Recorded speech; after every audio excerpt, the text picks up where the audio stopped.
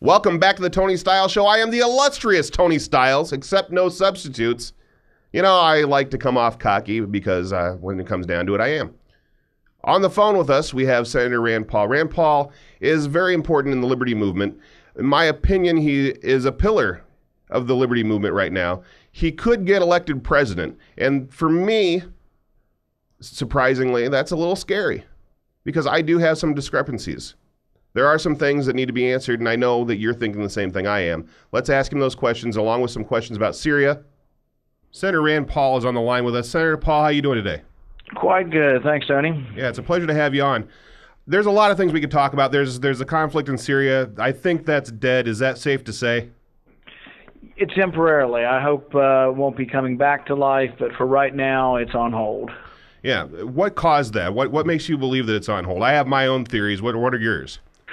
Well, you know, I think the votes weren't looking very good over here, and then when Putin jumped quickly on, I think, an inadvertent offer by Secretary Kerry to say, well, put the chemical weapons under international control, and Putin said, sure. And then Syria said, sure. They sort of called our bluff in a way, and even the Obama administration has been saying that they want a negotiated settlement. So in the end, maybe we get to that. Maybe the Russians are sincere. You know, time will tell on that. But also, it was looking like there weren't enough votes up here to go to war either. Yeah, absolutely. Do you think that McConnell wanting to vote no had anything to do with it? People following his lead? Well, you know, I think there have been a big trend over the last week or two of Republicans in the Senate deciding that there wasn't an American interest in Syria, and yeah, I think it had an influence. I think also on the other side, the Democrats, there seemed to be a steady trickle away from the president on this. Why are the American people, in your opinion, so dead set against this war? I know that you've mentioned numerous times on numerous programs saying 100-1, the call saying against Syria. Yeah, and it's overwhelming. There is a war weariness, and, you know, I have a lot of GIs in my state. We have 2 bases, and so I see our young soldiers around the state. I see them in the airport. I see their parents, and they've volunteered to fight for their country, but that doesn't mean they're excited about every new civil war around the world. They go where they're told. Who gets excited about a war? That you'd be a sick person to do that. Yeah, right? And so I think there's definitely a reluctance from the American people, but even from our soldiers as well, the ones who have volunteered to fight, there's a war weariness. And so that taken together, I think really the mood of the country is to look very long and hard at this and say, is there really an American interest in Syria? And I think people see that there's probably evil on both sides of that civil war. Yeah, absolutely. I have some questions for you that are coming through from Twitter and Facebook. One of the questions that we have on here is they said that at one point you had a quote that said, "I'm not advocating everyone go out and run around with no clothes on and smoke pot. I'm not a libertarian, rather. I'm a libertarian Republican." Can you expand on that a little bit for me? Because that left a lot of people confused. And I have a very large number of libertarians that listen to my show. And there was a lot of people that asked me about this when it happened. And I said, well, you know, I'm not Rand Paul. I can't answer that question for you. But if I ever have him on, I'd be happy to ask that question. And somebody reminded me of that through social media. Can you comment on that at all for me? Have you seen America today? Do you want Americans running around with no clothes on? Come on, Tony. Yeah, well, that would be what a sight that would be. Are you stereotyping libertarians, saying that they're the type that run around naked smoking pot? I'm a libertarian. I haven't smoked pot since high school, and I don't run around naked outside my house. Well, that we're fortunate about that. We don't want most Americans running around without their clothes on. No, what I've said is, and that I think some people sometimes mistake this, sure, is that some people who are for more freedom, some people think to be a libertarian is to be a libertine, that it means you have to promote a certain type of lifestyle. I've seen enough kids, and I've been around the drug culture when I was a kid enough to know that, while marijuana isn't dangerous in the sense of necessarily, you know, like an addictiveness, a chemical addiction or this or that, or makes you homicidal like Reefer Madness from the old movies. Yeah, absolutely. But at the same time, I don't think it's a great thing, and I don't want to promote it as something that, you know, hey, every American teenager go out and smoke pot because there's no harm. I think it does sap people who use it every day. I think a lot of times it saps their ambition and their ability to get up and go to work and to do things. Well, there's research that can go either way on that, Rand. There's research that goes either way on that. Yeah, I know, and I think something that I wanted to ask you. it's sort of beside the point. What I'm just trying to say is that as a father and as a legislator, I don't want it to be my job to be the public figure of people that are promoting marijuana as a good thing. That being said, I think states have the right to make a lot of the decisions with regard to either medical marijuana or even as Colorado and Washington have done on legalization. So I don't think the federal government has a role in overruling the states on this. And in fact, interestingly, in our state, we're going to use the president's new determination on not prosecuting marijuana possession. We're going to use it to start growing hemp in our state. We've I heard that. That's good. That's fantastic. It's a great industry to have, and congratulations on pioneering that. Yeah, we're moving forward with it. Absolutely. Now, you would like to see less penalties, less harsh penalties for marijuana. For people that go to jail for this and things like that.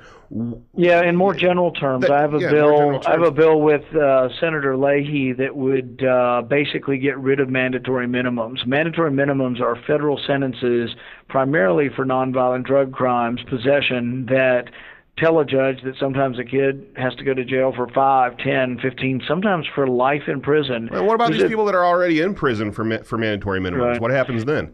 That's a good question. I don't know that we can pass a law that's retroactive. Most laws have to be prospective going forward.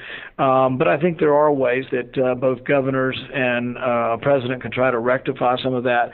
But we have a lot of young people who have been locked up, their lives ruined. We also have people for nonviolent crimes who have gotten a felony conviction that prevents them from getting jobs, it prevents them from voting, it prevents them from owning a gun.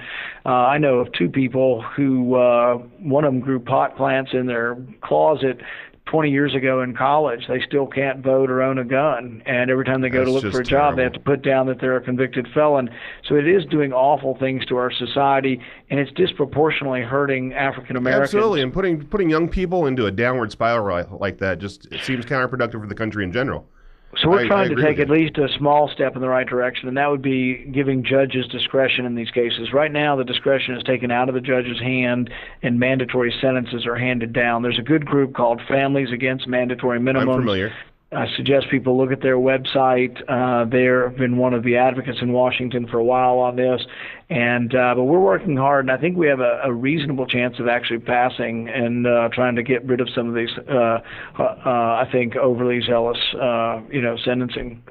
Now, your dad ran for president in 2012, and he had a good run doing so, and you went on a program and you endorsed Mitt Romney. How did that come about? Well, when the nominating battle gets to, I think it's 2,100, when the battle gets to a certain number, that's what it takes to get the nomination. So when Romney got to that number, I discussed it with my family that I was going to go ahead and endorse the nominee. I'd said that from the beginning. I'd probably said that for 2 years, that once the nominee reached the number of delegates that it took to be the nominee, that I would endorse the nominee. I can understand that. Is it playing politics to you to do something like that? Is it playing it safe? Because we all know full well by now you're going to take a run at the White House coming up here in a few years. It's common knowledge. Paul, everybody sees you all over the place. It's going to happen. I am involved in politics, and I am a Republican. So yeah, if you call endorsing the nominee, there's very few people who have who don't endorse the nominee of their party. Yeah, that makes sense to me. It left a kind of funny taste in a lot of people's mouths. A lot of libertarian friends of mine and libertarian leaning Republicans seeing you to go a different way than going with Ron Paul. I think people really, truly, honestly, worked their butts off and really did believe in the cause that my dad put forward. He brought a lot of people into the Republican Party. And, so that, everybody has their own level and degree of when they're ready to make a commitment to a nominee. And a lot of the people didn't end up probably supporting the nominee. But I think we're winning so much of the battle. So I think rather than emphasize areas of disagreement among people who might be libertarian-leaning Republicans, really we have to understand the victories we're having. On this Syria battle, we're winning a huge victory. On NSA, we almost were able to defund the NSA in the House.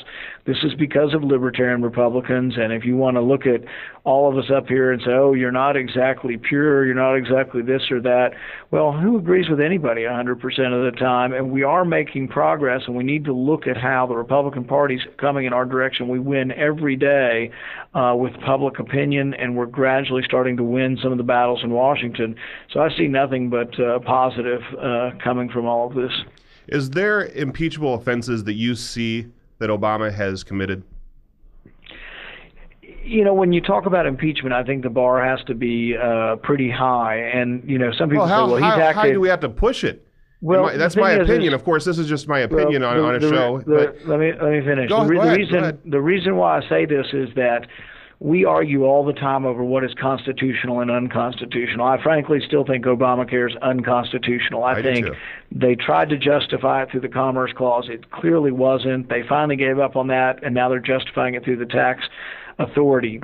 But because John Roberts voted that way, I don't want to impeach John Roberts. I think he's wrong intellectually. So sometimes a constitutional debate over what the president can do, what the president's war powers are, what congressional duties are, I think they're constitutional debates that we settle not through impeachment process, but through the courts and through elections. Now, there are times when you get to the impeachment process, but it does just have to be a high bar. And I think if we say all the time, every time we disagree with somebody, a high bar, we had Nixon in there, and he was getting really close to going into those proceedings. And he just he was playing with the hotel room, you know, in a couple offices, things like that. We have a president that's in there, and he wiretapped the entire country, and nobody's talking. Yeah, I don't disagree that it's a horrendous thing to collect the data on millions of phone calls, and I think it absolutely goes against everything with the Fourth Amendment. However, if you were to listen to their argument, there is some validity. The current Supreme Court in the 1970s ruled in the Miller case and also in Smith versus Maryland that third-party records don't have any Fourth Amendment protections. Now, I adamantly and viscerally disagree with those decisions. They need to be reversed. And so I'm trying to fight the NSA rulings that say you can collect 1 million phone calls a day or 1 billion bits of data a day and that the Fourth Amendment doesn't apply. I am working with the ACLU, Electronic Freedom Foundation, and others to take this all the way to the Supreme Court because I think the Fourth Amendment does apply to third-party records, needs to apply to fourth-party records, but it's not like I can say, oh, well, I'm going to impeach the president because the Supreme Court actually agrees with the president, current precedent does. I just think they're wrong and have been wrongly decided. Absolutely. Rand Paul, thank you very much for being with us. God bless, and thank you for what you're doing for this country. I think you're doing a fantastic job. Thanks, Tony. Rand Paul, very interesting stuff that he has to say, you know, and I can't help it. I'm still a little unsatisfied, and I'm going to discuss a little bit about what I'm unsatisfied with you after the break. When it comes down to it, I can't think for any certain reason, for any discernible reason, why anybody would think that all libertarians would run around naked smoking pot. You know, it's about... And it's not just libertarians, it's anarchists, anarcho-capitalists. There's a lot of different ways that you can believe. And I don't believe in labels is something that I don't believe in. Labeling someone libertarian so they must do this thing is wrong in my opinion. Labeling a Republican because they do this thing is wrong in my opinion. We are all individual people, and having labels is pretty much stupidity. When we come back, I'm going to have my response to the Rand Paul interview. Stick around. You're listening to The Tony Stiles Show.